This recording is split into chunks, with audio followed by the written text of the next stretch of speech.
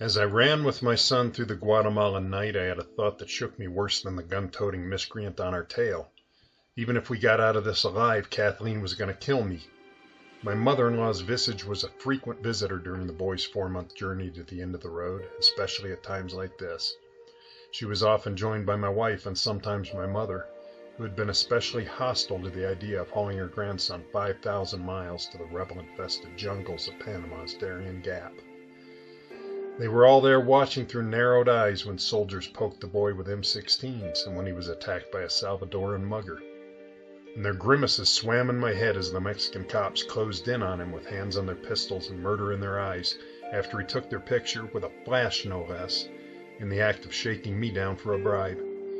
I guess I was dealing with some guilt.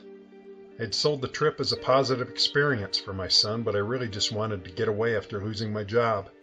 I had downplayed the risks of the most violent region in the world, and I had fled town so quickly that no one had had time to discuss the elephant in the room.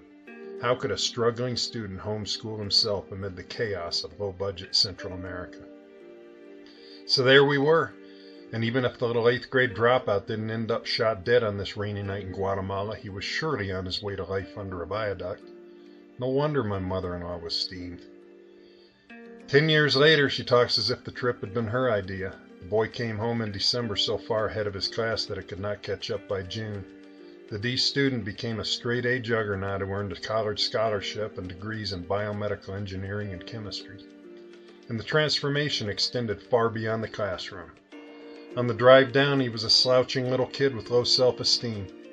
On the way home, he was a square-shouldered heartbreaker, a spectacle in every town from Panama to the U.S. border.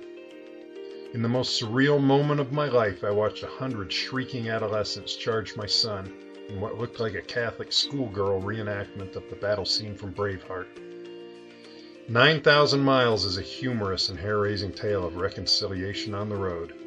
Part coming-of-age memoir and part road trip from hell, it is pure entertainment.